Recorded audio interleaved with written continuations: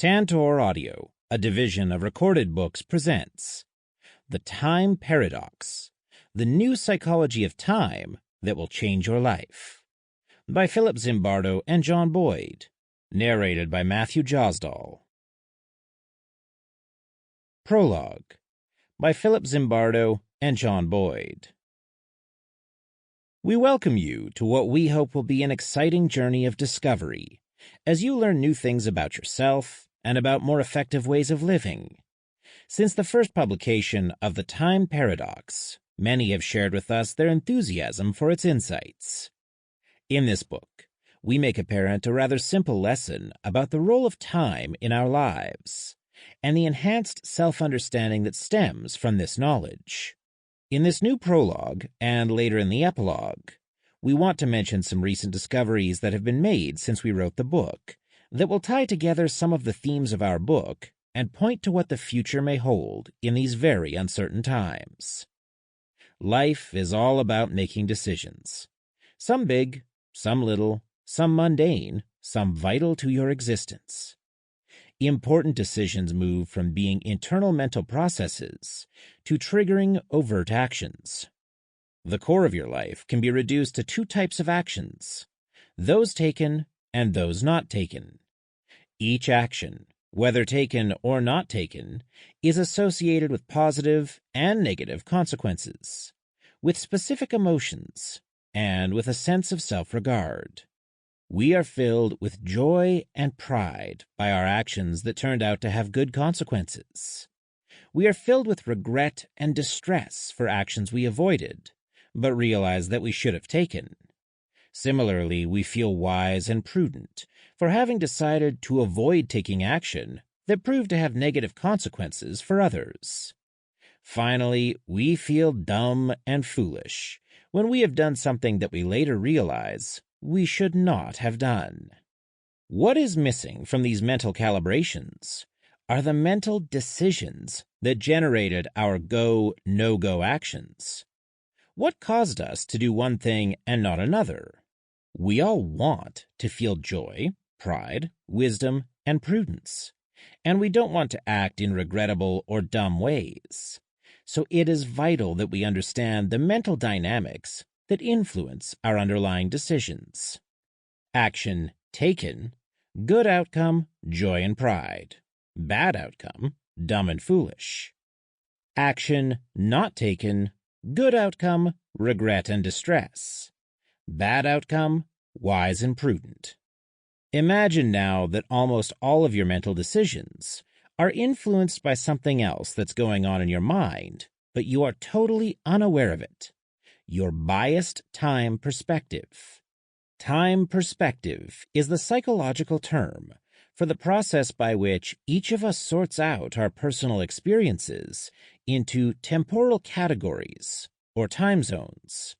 It is one aspect of psychological or subjective time that contrasts with objective or clock time. Other types of psychological time include our sense of the duration that events seem to take, our sense of rate of change of time, our sense of rhythm, and our sense of feeling pressured by time commitments. In this book, we explain how you partition all of your life experiences into the three broad categories of what was, the past, what is, the present, and what will be, the future. We show you how and why many people come to overuse one of these three major time zones while underutilizing the others. You may develop these time perspective biases just as you learn most of the other biases you carry around in your head, from personal experiences, cultural influences, education, social class, religion, geography and climate in which you live, and from still more sources. And, of course, you learn them from social models, from your families, peer groups, and from school and work settings. The number of these influences acting on you in subtle but pervasive ways, from childhood on throughout adolescence and adulthood, is so large that you are often not aware of how you have come to prefer and think in terms of one of these time categories over another. Consider any decision you had to make recently. Do I keep working or go out to play? Take one more drink before driving home? Take a chance and cheat on my taxes or an exam? Practice safe sex or just do it? Resist or give in to temptation? As you contemplate what you will do, you are influenced by a number of factors. For some people, the world is limited to all the forces they perceive in their immediately present situation, their biological urges, their social setting, and that which others are doing or urging them to do, and the sensuous appeal of the stimulus itself. Those folks who usually limit their decision-making by referring only to the current circumstances are present-oriented. Other people making a decision in the same setting downplay the present and search their memories for similar past situations. They recall what they did in the past and how these decisions turned out. These folks are past-oriented. Finally, a third type of person makes up her or his mind entirely based on imagined future consequences, the costs and benefits of an action. If anticipated costs outweigh anticipated benefits or gains, they won't go forward. They only go forward when they expect gains to predominate. We have discovered through decades of research that each type of person routinely makes these time-based decisions without being aware that their choices are temporally biased. They do so because such decision-making has become a mental habit practiced over and over. As you will discover in the coming chapters, these three main time frames are subdivided into very different pairs. Present orientation can be hedonistic, focused on pleasure, risk-taking, and sensation-seeking. Or it can be fatalistic, focused on not taking control of situations because of a belief that life is fated to play out a certain way, no matter what one does. Past orientation is divided between a positive focus on the memories of the good old days, family, and tradition, or a negative focus that recalls abuse, failures, and regrets over missed opportunities. Future orientation can entail working for goals, meeting deadlines, and achieving objectives. Or it can entail a transcendental future in which spiritual life after death of the body is what matters most. These 6 time frames, or time zones, map out most of what is meant by time perspective. We discuss later on, but have not developed a way to measure what might be called the holistic, expanded present, which is the Zen-like focus on the power of the present moment, the now. Eckhart Tolle's best-selling book, The Power of Now, focuses only on that particular aspect of time perspective. The first time paradox arises from our assertion that time perspective is one of the most powerful influences on our decisions, yet we are typically unaware of its role. The second paradox is that some of these specific time perspective categories have many good features, but when one category is too heavily favored, its negatives will undercut its virtues. Specifically, the virtues of being past positive, present hedonistic, or future-oriented are strong, but only when one doesn't rely too heavily on one time perspective over the others to make decisions.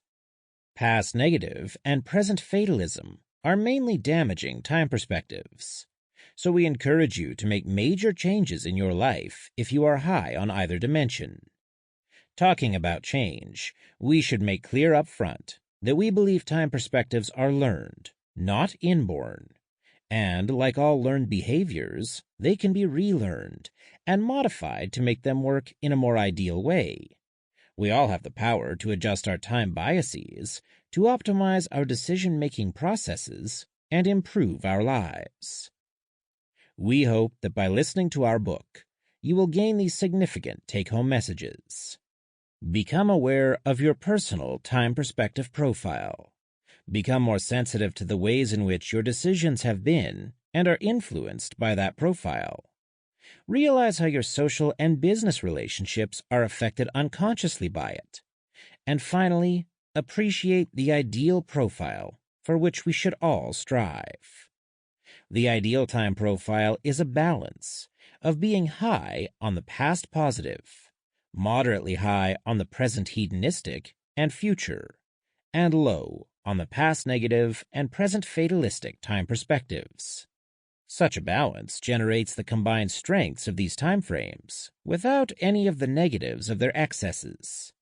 Further, such an optimally balanced time perspective will enable you to flexibly shift your time focus depending on the demands of each situation you face, freeing you from being a slave to a fixed time focus. How will you discover what your time perspective profile is? It is easy, quick, and simple to find out. Your authors have developed a unique inventory that gives you a score on each of the 6 time dimensions. The scales were developed and refined over many years, and they have proven to be both reliable, they give similar results each time they are taken, and valid. They enable testable predictions of actual behavior and relationships with a host of psychological and social measures. You can get your scores in 2 ways. Go to page 53 to take the ZTPI and Transcendental Future scales. Or go to our website to answer the scale items and have it scored for you immediately. www.thetimeparadox.com. Exciting new developments in the past year since first publication of The Time Paradox. Conscientious people live longer. Of all the outcomes of psychologically related traits, the most important is longevity. If having some psychological trait can be proven to influence one's lifespan, you obviously want to know about it and to understand how and why it does this. Recent research published in the September 2008 issue of Health Psychology indicates that higher levels of conscientiousness are associated with living longer. Conscientious individuals are less likely to die regardless of their age. Conscientiousness is a composite of responsibility, self-control, achievement, order, and responsibility. This research was conducted by Howard Friedman, best known for his pioneering work on type A personalities and cardiac problems, and co-investigator Margaret Kern, both of the University of California, Riverside. Their investigation analyzed data from 20 independent studies, with nearly 9,000 participants from 6 different countries, using various measurements of conscientiousness. The highly significant results are quite robust, especially for the components of achievement and order. So why do time perspective researchers like us care about such a finding? Consider that the strongest characteristic of future orientation is conscientiousness. In fact, the 2 measures have a very high correlation of 0.7, which is rare in psychological research on personality, where the typical correlation between personality measures is a modest 0.3 association level. In other words, conscientious people regularly think about future consequences before making a decision. How does our research on time perspective help explain this newly developed link between conscientious life and death? We found, and report here in the Time Paradox, that future-oriented people are more likely than all others to engage in positive health behaviors, such as getting regular medical and dental checkups, breast cancer testing and pap smears, eating healthy foods, exercising, and wearing seatbelts. They are also more likely than others not to engage in health-threatening behaviors, like taking drugs, smoking, drinking alcohol, taking risks while driving or in sports, or getting into arguments and fights. These negative health-related behavior patterns set the stage for an individual to die sooner. Future-oriented, highly conscientious individuals can be expected to live longer because of their positive health actions and attitudes. They also become more educated and may thus gravitate to less physically dangerous occupations. However, excessively future-oriented business people sacrifice sleep, friends, family, and personal fun in order to get their work done. This could mean a longer, but more boring, isolated, unfulfilling life. Again, unless they work at achieving better time perspective balance. Time perspective metaphors reduce PTSD in veterans.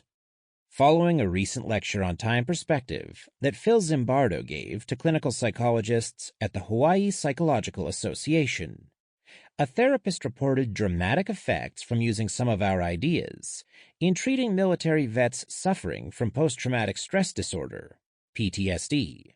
Dr. Richard Sword, who is in private practice in Maui, as well as on the Maui Memorial Medical Center staff, has been providing psychology therapy to vets with PTSD for many years.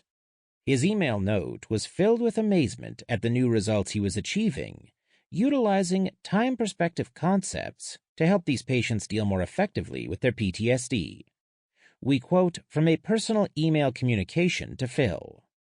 The main aspects I've been using in my time perspective therapy with veterans are 1. The importance of time and how we take time for granted. I emphasize that time can neither be saved nor borrowed, that we must make the best with it as it progresses. This makes time our most precious resource. Without time, other resources have no value whatsoever. 2. The fact that there are really only 3 time zones: the past, the present, and the future, and how we relate to them. If we are not careful, we can get stuck in any one of them at the expense of the others, and our overall well-being. 3. Therefore, our most important asset is our time perspective, TP. We must learn to identify whether or not we may be stuck in any particular TP at the expense of other TPs. 4. It is very predictable and reliable that war vets with PTSD are stuck in the past negative TP and present fatalistic, at the expense of both present and future TPs. I explain, in order to arrive at a new place, you must first leave the old. If you have one foot stuck in the past and one foot planted in the present, you have to unstick the foot that is stuck in the past, lift it up, and stand on the other foot in the present, so you can move or project the past foot forward to the future. 5. Once the vets realize that living in the past negative or present fatalistic TP costs them their future, they begin to realize how expensive it is to live in the pains of the past. It is incredible when speaking about this to the veterans, as it never occurs to them that they are trading their most valuable resource, their future, for their past, by not controlling their present. I believe present transcendence and future hopefulness are essential components of a successful therapeutic intervention. 6. When they come to this realization, they begin to understand the importance of time perspective, TP, and how it crafts our lives. This is how I got their attention in order to motivate them to actually examine their TP and begin working toward balance and a more dynamic TP. We have encouraged Dr. Sword to follow up this exciting development in a controlled investigation with pre-post assessment and independent observers. It could represent a vital breakthrough in treating this debilitating syndrome, which has had such a negative impact on the lives of so many young men and women and their families who have served their nation well, but who suffer long and deep the scars of wartime experiences. Perspective goes global across 32 nations. The primary audience for the time paradox is the general public. Nevertheless, we still feel as if we are time perspective missionaries, as we are eager to bring our ideas and ways of measuring different time perspectives to our colleagues. Our goal is to encourage, support, and collaborate with researchers who are open to exploring these basic ideas in more breadth and depth, and with new visions. One of the most encouraging consequences of this outreach has been the development of an international time perspective group of researchers from 32 nations. Many of them presented their original research using the ZTPI at the International Congress of Psychology in Berlin, and many young international researchers will present new time research at the European Congress of Psychology in Oslo, Norway.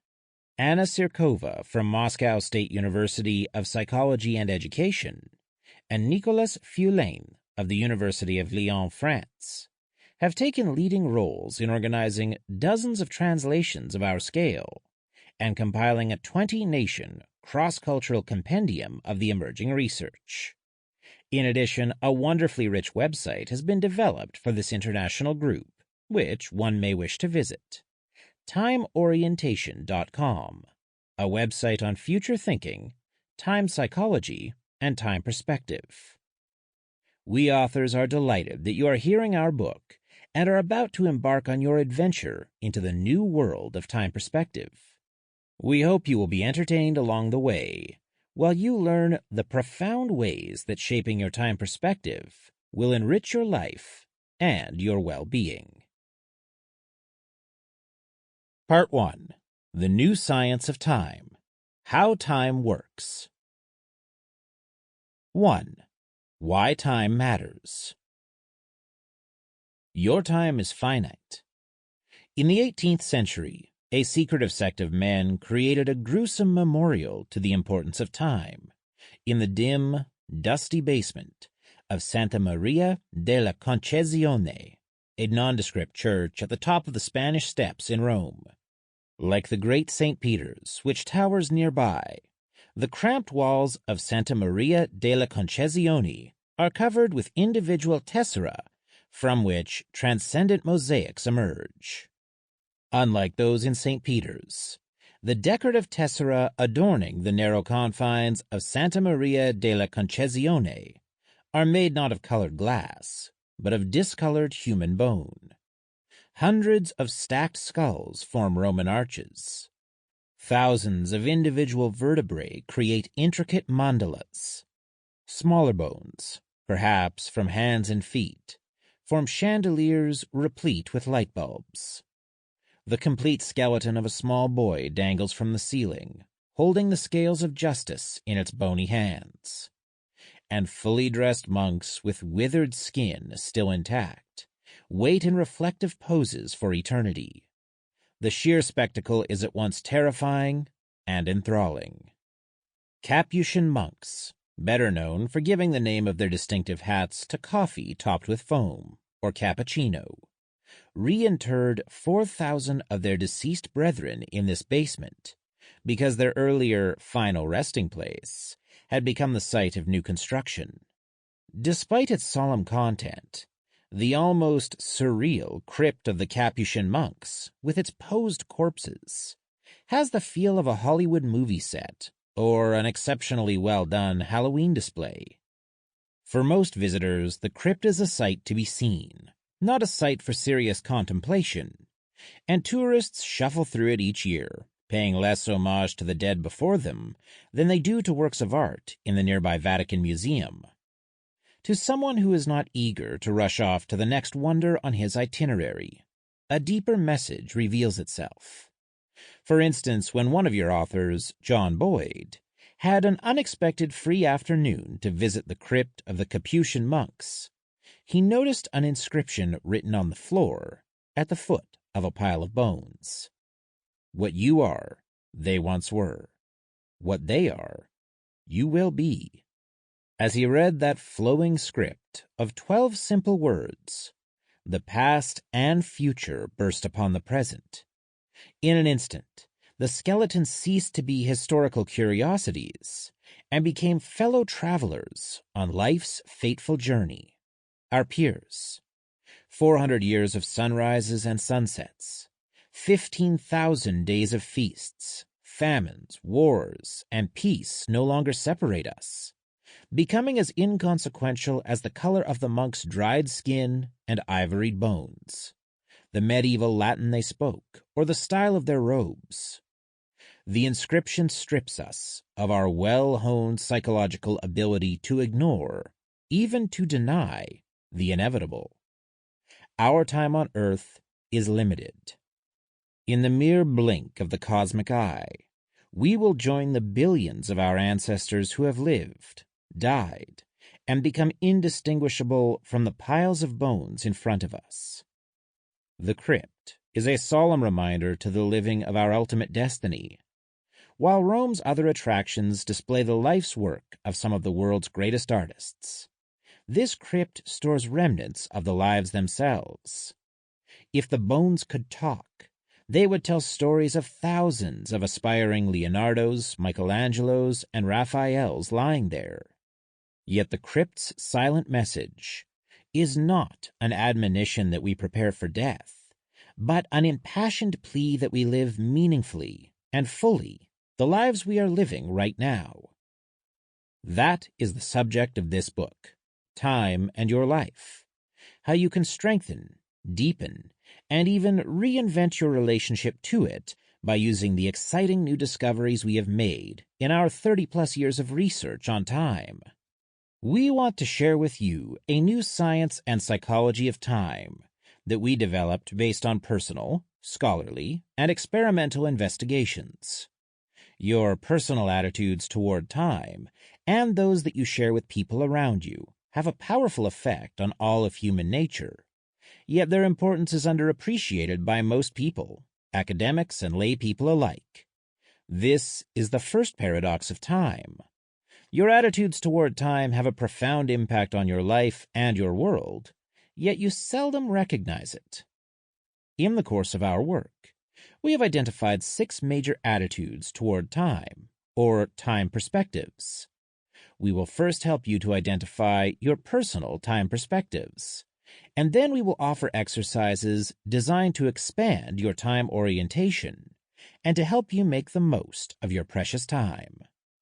If our project succeeds, you will learn how to transform negative experiences into positive ones, and how to capitalize on the positives in the present and the future without succumbing to blind devotion to either.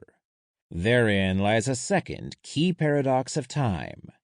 Moderate attitudes toward the past, the present, and the future are indicative of health, while extreme attitudes are indicative of biases that lead predictably to unhealthy patterns of living.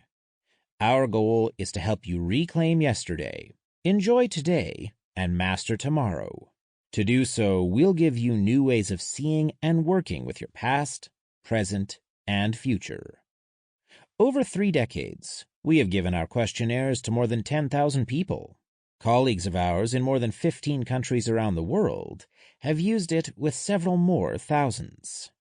It's been rewarding to see individuals take this inventory and realize that they parcel their flow of personal experiences into mental categories or time zones.